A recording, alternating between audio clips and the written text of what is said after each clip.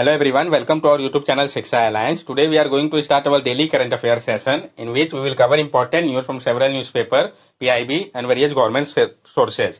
So let's begin our session. Our first topic is उडनगुरी Panar गुरुपति। तो हम जानेंगे उडनगुरी पनार गुरुपति के बारे में। उडनगुरी Panar गुरुपति a type of palm jaggery और गुड़ from Tamil Nadu had received a geographical indication tag। तो ये जो है जीआई टैग दिया गया किस स्टेट से बिलोंग करता है इंपॉर्टेंट हो जाता है। उडनगुरी पनार गुरुपति जो है ये एक टाइप है आपका पाम जैगरी या गुड़ का जो कि तमिलनाडु का है, जिसको अभी हाल ही में जीआई टैग दिया गया है। The uniqueness of Udanguri Panar Gurupati lies in its traditional preparation method, which does not involve the use of modern strategy or chemical additives like triple superphosphate and phosphoric acid, which are commonly used in other areas for jaggery production. जो uniqueness है आपका उडनगुरी पनार गुरुपति का वो उसके traditional preparation method में है। ये जो है नहीं इन्वॉल्व करता उपयोग किसी भी टाइप के मॉडर्न स्ट्रेटेजी या केमिकल एडिटिव्स का, जैसे कि ट्रिपल सुपर फॉस्फेट या फॉस्फोरिक एसिड का, जो कि कॉमनली उपयोग किया जाता है दूसरे एरियाज में जैगरी प्रोडक्शन के लिए। ये जो पाम जैगरी है ये डिस्टिंक्ट है क्योंकि जो प्रेजेंस है रेड सैंड ड्यून सॉइल का जो कि पाया जाता है उडनगुरी रीजन पे, और ये जो सॉइल है ये जाना जाता है लो ग्राउंड वाटर रिटेंशन के कारण। इस कारण ये ड्राई क्लाइमेट में होता है, लोअर मॉइस्चर कंटेंट होता है यहाँ के एटमॉस्फेयर का, और ये जो कंडीशन है वो फेवरेबल होता है हाई सुक्रोज कंटेंट के लिए पाम शेप में, ये इनहेंस करता है इसके टेस्ट को। इस कारण Udanguri jaggery has gained popularity not only locally but also internationally, being exported to countries such as Sri Lanka, Malaysia, Singapore, etc. और जो उडनगुरी जैगरी है उसका पॉपुलरिटी जो है सिर्फ लोकली नहीं है बल्कि इंटरनेशनली है। इसको एक्सपोर्ट किया जाता है बहुत सारे कंट्रीज में, जैसे कि श्रीलंका हो गया, मलेशिया हो गया, सिंगापुर हो गया, इन सब कंट्री में इसको एक्सपोर्ट भी किया जाता है। नेक्स्ट टॉपिक है हमारा सर्कुलर माइग्रेशन। तो हम जानेंगे सर्कुलर माइग्रेशन के बारे में। Circular migration involve people moving to and from a destination country based on employment availability rather than migrating permanently और टेम्पोररी। सर्कुलेशन माइग्रेशन जो होता है ये आपका इन्वॉल्व करता है पीपल का मूवमेंट को टू और फ्रॉम डेस्टिनेशन कंट्री से, जो कि पूरी तरीके से बेस्ड होता है एम्प्लॉयमेंट अवेलेबिलिटी के ऊपर, ना कि वो माइग्रेट करता है परमानेंटली या टेम्पोररी। सर्कुलर माइग्रेशन जो है ये पॉपुलरिटी में आया था 1960s के समय पे और 1970s के टाइम में ग्लोबलाइजेशन के कारण जो इंप्रूव हुआ था ट्रांसपोर्टेशन और सोशल नेटवर्क। इस कारण to be consider a circular migrant certain criteria must be met including temporary resident in the destination, multiple entry into the destination country, freedom of movement, legal right to stay, protection of migrant right and demand for temporary labour. और consider करने के लिए circular migrant को कुछ criteria है जिसको कि पूरा करना होगा, जैसे कि उसका टेम्पोररी रेसिडेंस होना चाहिए डेस्टिनेशन पे, मल्टीपल एंट्री होना चाहिए डेस्टिनेशन कंट्री के लिए, फ्रीडम ऑफ मूवमेंट होना चाहिए, लीगल राइट होना चाहिए वहां पे रुकने का, प्रोटेक्शन होना चाहिए माइग्रेंट राइट का, और डिमांड होना चाहिए टेम्पोररी लेबर का। ये जो टाइप है माइग्रेशन का उसको अब देखा जा रहा है एक बैलेंस अप्रोच के रूप में, जो कि बेनिफिट कर रहा है दोनों ही सेंडिंग और रिसीविंग कंट्री को। For sending country, it can boost the domestic economy through remittances, foreign capital and improve infrastructure. However, it can also lead to brain drain as talented individual may seek opportunity elsewhere. जो country भेज रहे हैं इनको उनके लिए boost करता है domestic economy को रेमिटेंसेस के माध्यम से, फॉरेन कैपिटल और इंप्रूव इंफ्रास्ट्रक्चर के द्वारा। और इसके कारण क्या है ब्रेन ड्रेन भी हो रहा है, जो टैलेंटेड इंडिविजुअल है वो अपॉर्चुनिटी खोजते हैं कहीं और पे। और रिसीविंग कंट्री जो होते हैं सर्कुलर माइग्रेशन मदद करता है उनको फिल करने में लो इनकम लो स्किल जॉब गैप को, और मिटिगेट करता है जो चिंता रिलेटेड है पॉपुलेशन ग्रोथ को लेके। ये प्रमोट कर रहा है ब्रेन सर्कुलेशन को, जहां पे इंडिविजुअल जो है वो कंट्रीब्यूट कर रहा है दोनों ही कंट्री के डेवलपमेंट पे। भारत में इंटरनल माइग्रेशन जो है वो काफी ज्यादा सर्कुलर है, पार्टिकुलरली रूरल से अर्बन एरियाज में होता है। ये भी आपका ड्राइवन है इंडस्ट्रियलाइजेशन और जॉब अपॉर्चुनिटी के कारण मैन्युफैक्चरिंग, कंस्ट्रक्शन और सर्विस सेक्टर पे। इंटर स्टेट माइग्रेशन जो है ये बहुत ज्यादा प्रिवलेंट है, जैसे कि आपका वेस्ट बंगाल, ओडिशा, बिहार जैसे स्टेट में यहाँ पे हाई आउट माइग्रेशन रेट है। सर्कुलर माइग्रेंट बेनिफिट होते हैं, बेटर पेइंग जॉब मिलता है उनको, रेमिटेंसेस और इंप्रूव होता है हाउस होल्ड वेलफेयर उनका, लेकिन उनको चैलेंजेस का भी सामना करना पड़ता है, जैसे कि एक्सप्लॉइटेशन हो गया, लैंग्वेज बैरियर हो गया, सीजनल जॉब इनसिक्योरिटी हो गया, इन सब चैलेंजेस का भी उनको सामना करना पड़ता है। नेक्स्ट टॉपिक है हमारा टर्मरिक बोर्ड। तो हम जानेंगे टर्मरिक बोर्ड के बारे में। Indian government has officially established the national turmeric board responding to a long standing demand from turmeric farmer across the country. Indian government ने ऑफिशियली एस्टैब्लिश कर दिया है नेशनल टर्मरिक बोर्ड को, रिस्पॉन्ड करते हुए जो लॉन्ग स्टैंडिंग डिमांड था turmeric farmer का पूरे कंट्री का। The board under the Union Commerce Ministry will be dedicated to the development and growth of turmeric and turmeric related product in India. और ये जो बोर्ड है यूनियन कॉमर्स मिनिस्ट्री के अंतर्गत ये डेडिकेटेड है डेवलपमेंट के लिए और ग्रोथ के लिए टर्मरिक और टर्मरिक रिलेटेड प्रोडक्ट के लिए भारत में। India is leading producer and exporter of turmeric in the world. Bharat जो है वो एक लीडिंग प्रोड्यूसर और एक्सपोर्टर है टर्मरिक का पूरे विश्व में। Larger producer state of turmeric are Maharashtra, Telangana, Karnataka and Tamil Nadu. India is more than 62% share of world trade in turmeric. और जो लार्जेस्ट प्रोड्यूसिंग स्टेट है टर्मरिक का वो कौन कौन सा है ये आपको याद होना चाहिए। तो महाराष्ट्र, तेलंगाना, कर्नाटका और तमिलनाडु। इंडिया जो है वो मोर देन 62% जो शेयर है वर्ल्ड के ट्रेड का टर्मरिक का वो भारत के द्वारा किया जाता है। Turmeric is a spice that comes from the root of Curcuma longa plant. It is relative of ginger and has been used in cooking for hundred of years. जो टर्मरिक है ये आपका एक स्पाइस है जो कि आता है, जो रूट है आपका कर्कुमा लोंगा प्लांट का, ये आपका रिलेटिव है जिंगर का और इसका उपयोग किया जाता है कुकिंग में हंड्रेड्स ऑफ ईयर से। टर्मरिक एक डीप गोल्डन ऑरेंज कलर का और वार्म बीटर टेस्ट का है। ये जो है यूज किया जाता है फ्लेवर करने के लिए या करी कलर के लिए, करी पाउडर, मस्टर्ड बटर या चीज में। Turmeric contain a chemical called curcumin which might reduce swelling. Curcumin also give turmeric its yellow color. और जो टर्मरिक है वो कंटेन करता है एक केमिकल को जिसको कि हम कर्कुमिन कहते हैं। पूछा जा सकता है कौन सा केमिकल ये कंटेन करता है जो कि रिड्यूस करता है स्वेलिंग को। कर्कुमिन जो है यही टर्मरिक को इसका येलो कलर देता है। नेक्स्ट टॉपिक हमारा पाम ऑयल। तो हम जानेंगे पाम ऑयल के बारे में। Indian government aims to triple palm oil production by 2030 as a part of national oil palm mission. Bharat government ने मकसद रखा है कि वो ट्रिपल कर देंगे पाम ऑयल के प्रोडक्शन को 2030 तक। ये आपका पार्ट है नेशनल ऑयल पाम मिशन का। This initiative is in response to the projected increase in domestic edible oil consumption from 24 million ton to 30 million ton by 2030। और ये जो इनिशिएटिव है ये रिस्पॉन्स में है जो प्रोजेक्ट किया गया है कि जो डोमेस्टिक एडिबल ऑयल का कंजम्पशन होगा वो 24 मिलियन टन से बढ़ के 30 मिलियन टन हो जाएगा 2030 तक। इसलिए इसका प्रोडक्शन को इंक्रीज करना बहुत जरूरी है। Despite this effort, India's import dependence on edible oil is expected to continue due to rising consumption. इस सपोर्ट के बावजूद भी भारत का जो इंपोर्ट डिपेंडेंस है एडिबल ऑयल के ऊपर ये कंटिन्यू ग्रो करेगा राइजिंग कंजम्पशन के कारण। Currently, India import around 14 million tons of edible oil, which is likely to reach record 17 million tons in the current oil year due to falling global prices.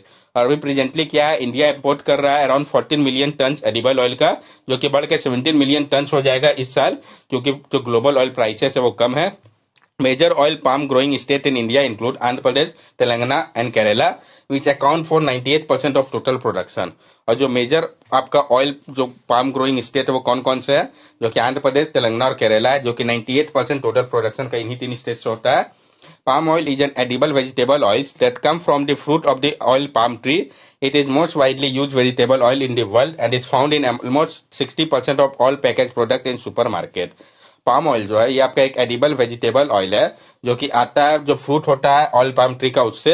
ये सबसे ज्यादा widely उपयोग होने वाला vegetable oil है पूरे विश्व का, और ये पाया जाता है 60% जो सारे पैकेज फूड प्रोडक्ट होता है सुपरमार्केट में जो मिलते हैं उसमें 60% में इसी का उपयोग होता है। Palm oil is use in food manufacturing, beauty product, biofuel and cookie. Palm oil का उपयोग किया जाता है फूड मैन्युफैक्चरिंग के लिए, ब्यूटी प्रोडक्ट के लिए, बायोफ्यूल के लिए, कुकीज में भी। There are two type of palm oil. Palm oil के दो टाइप है, एक क्रूड पाम ऑयल है, दूसरा आपका पाम कर्नल ऑयल है। क्रूड पाम ऑयल ये आता है आपका स्क्वीजिंग करके फ्रेश ही फ्रूट को, जबकि पाम कर्नल ऑयल जो है ये आता है क्रश करने के बाद कर्नल को, या जो स्टोन होता है मिडिल में फ्रूट के उससे। नेक्स्ट टॉपिक हमारा कोरल रीफ ब्रेकथ्रो। तो हम जानेंगे कोरल रीफ ब्रेकथ्रो के बारे में। पहले भी इस टॉपिक को हम लोगों ने कंसीडर कर रखा है। International coral reef initiative ICRI in collaboration with Global Fund for Coral Reef and the High Level Climate Champion had launched the Coral Reef Breakthrough। तो किसने लॉन्च किया है, जो इंटरनेशनल कोरल रीफ इनिशिएटिव है उसने मिलके global fund for coral reef और high level climate champion के साथ मिलकर लॉन्च किया है कोरल रीफ ब्रेकथ्रो को। ये जो इनिशिएटिव है इसका मकसद है कि सेफगार्ड किया जाए कम से कम 1,25,000 स्क्वायर किलोमीटर को shallow water tropical coral reef का 2030 तक, ताकि इन्वेस्टमेंट किया जा सके कम से कम $12 बिलियन का। Coral reef breakthrough will focus on 4 action project. जो कोरल रीफ ब्रेकथ्रो है ये फोकस करेगा 4 एक्शन पॉइंट के ऊपर। वो कौन कौन से है, mitigating local driver of loss. Mitigate किया जाएगा जो लोकल ड्राइवर ऑफ लॉस हो रहा है, जिसमें कि land based pollution, coastal development या जो ओवर फिशिंग है इसको कम करने की बात कही गई है। Doubling the area of coral reefs under effective protection bye aligning with the global coastal protection target. Double किया जाएगा जो एरिया है कोरल रीफ का इफेक्टिव प्रोटेक्शन के लिए अलाइन करते हुए ग्लोबल कोस्टल प्रोटेक्शन टारगेट के साथ। Accelerating restoration effort to impact 30% of degraded reef by 2030। और एक्सेलरेट किया जाएगा रिस्टोरेशन एफर्ट को जो कि इंपैक्ट करेगा 30% डिग्रेडेड रीफ के ऊपर 2030 तक। securing investment of at least 12 billion US dollar by 2030 from public and private sources to conserve and restore coral ecosystem।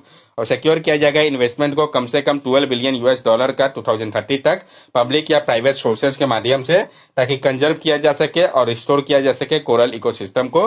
Coral reef जो है वो अंडर वाटर इकोसिस्टम है जो कि बना हुआ है कॉलोनीज से टाइनी कोरल का, जिसको कि हम पॉलिप्स कहते हैं। ये जो मैराइन इनवर्टिब्रेट है उनका हार्ड एक्सोस्केलेटन होता है जो कि बना होता है कैल्शियम कार्बोनेट से। ये ससाइल, इसका मतलब कि परमानेंटली फिक्स होते हैं एक प्लेस में। Coral reef are massive structure made up of limestone deposited by coral polyps. They are sometimes called the rainforests of the sea because they support approximately 25% of all non-marine species। और जो coral reef है ये काफी ज्यादा massive structure है जो कि बने हुए हैं लाइमस्टोन डिपॉजिट के कारण कोरल पॉलिप्स का। ये कभी कभी इनको रेन फॉरेस्ट ऑफ द सी भी कहा जाता है क्योंकि ये सपोर्ट करते हैं अप्रोक्सीमेटली 25% सारे नॉन मैराइन स्पीसीज को। यहाँ पे आप देख सकते हैं जो दिखाया गया है, जो बेस्ड है कोरल का जो कि अटैच्ड होता है रॉक से व किसी अदर स्टर्डी स्ट्रक्चर से। ये टेंटेकल जो है वो टॉप इन में होता है माउंट के, जो कि सराउंडेड होता है टेंटेकल से। ये मदद करता है फूड को गैदर करने पे। जो निमेटोसीट है ये स्टिंगिंग स्ट्रक्चर होता है जो कि पैरालाइज कर देते हैं प्रे को। हार्ड कोरल जो है वो एक्सट्रैक्ट करता है कैल्शियम कार्बोनेट को सी वाटर से ताकि बिल्ड किया जा सके हार्ड व्हाइट कोरेट एक्सोस्केलेटन को, जबकि जो सॉफ्ट कोरल है वो अटैच करता है खुद को हार्ड स्केलेटन के साथ और दूसरे स्केलेटन के साथ अपने एंसेस्टर के। जो टाइप है कोरल के आपको पता चल गया। ग्रेट बैरियर रीफ जो है उसको देखा जा सकता है, ये हाईएस्ट लेवल है कोरल कबल का 536 ईयर पे। ये आपको ऑस्ट्रेलिया के पास है, आप यहाँ पे देख पा रहे होंगे। नेक्स्ट टॉपिक है हमारा अमेजन रिवर डॉल्फिन। तो हम जानेंगे अमेजन रिवर डॉल्फिन के बारे में। जो डेथ हुआ 120 रिवर डॉल्फिन का ट्रिब्यूटरी में अमेजन रिवर का, ये माना जा रहा है कि ये लिंक्ड है सीवियर ड्रॉट और हाई टेम्परेचर के कारण। Low river level during the drought have led to water temperature that are harmful to the dolphin. जो लो हुआ है रिवर का लेवल ड्रॉट के कारण, इसके कारण वाटर का टेम्परेचर जो है वो बढ़ा है जो कि हार्मफुल है डॉल्फिन के लिए। जो अमेजन रिवर डॉल्फिन है जिसको कि हम इनिया क्योफेरेंसिस के नाम से भी जानते हैं, ये आपका एक स्पीशीज है टूथ वेल का जो कि लिव करता है रेन फॉरेस्ट रिवर में साउथ अमेरिका के। और ये जो है जाने जाते हैं बोटो बिफियो या पिंक रिवर डॉल्फिन के नाम से भी।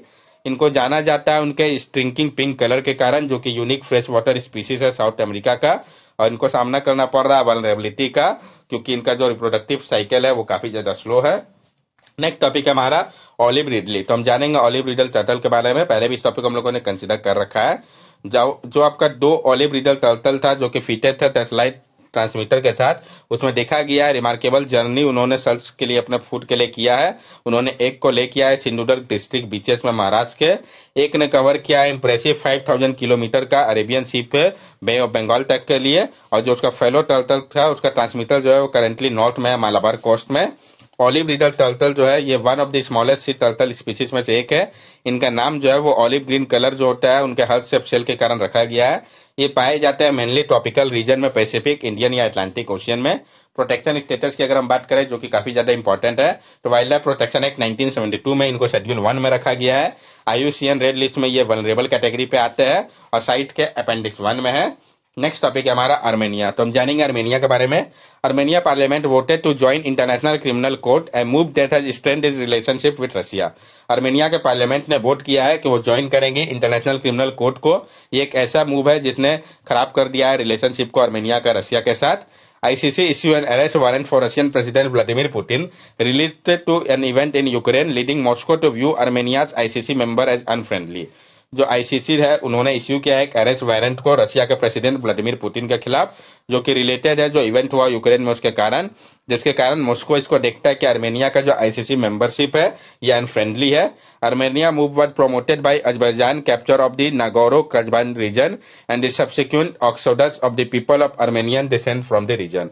और आर्मेनिया ने जो ये मूव लिया है ये आपका प्रोमोटेड है जो अजरबैजान ने कैप्चर किया था नागोरो करबान रीजन को इस कारण, और सब्सिक्वेंट एक्सोडस जो हुआ था पीपल का आर्मेनिया डिसेंडेंट का इस रीजन से, इस कारण उन्होंने इस इनिशिएटिव को लिया। आर्मेनिया के बारे में हम जान लें, मैप बेस्ड क्वेश्चन भी आ सकता है। तो आर्मेनिया आपका एक लैंडलॉक कंट्री है माउंटेनियस कैस्केसस रीजन में एशिया और यूरोप के। येरेवन जो है इसकी कैपिटल है। आर्मेनिया जो है ये पहला स्टेट है जिसने अडॉप्ट किया था क्रिश्चियनिटी को ऑफिशियल रिलीजन के रूप में। इसने अंडरवेंट किया आर्मेनियन जीनोसाइड को वर्ल्ड वॉर 1 के दौरान, और पीरियड ऑफ इंडिपेंडेंस के बाद सोवियत रूल से ये इंडिपेंडेंट हुआ 1991 पे। आप देख सकते हैं आर्मेनिया के लोकेशन को, मैप बेस्ड क्वेश्चन के लिए ये इंपॉर्टेंट हो जाता है। Armenia, Azerbaijan, Syria, Iraq, black sea, Caspian sea सबके लोकेशन आपको मेमोराइज होने चाहिए। That's all for daily current affair session. अगर आपको हमारी वीडियो अच्छी लगी हो तो हमारे चैनल सब्सक्राइब करें, हमारे वीडियो को लाइक करें और ज्यादा से ज्यादा शेयर करें। These are our social media link. From here also you can stay connected with us and give us your valuable feedback. Thank you and have a nice day.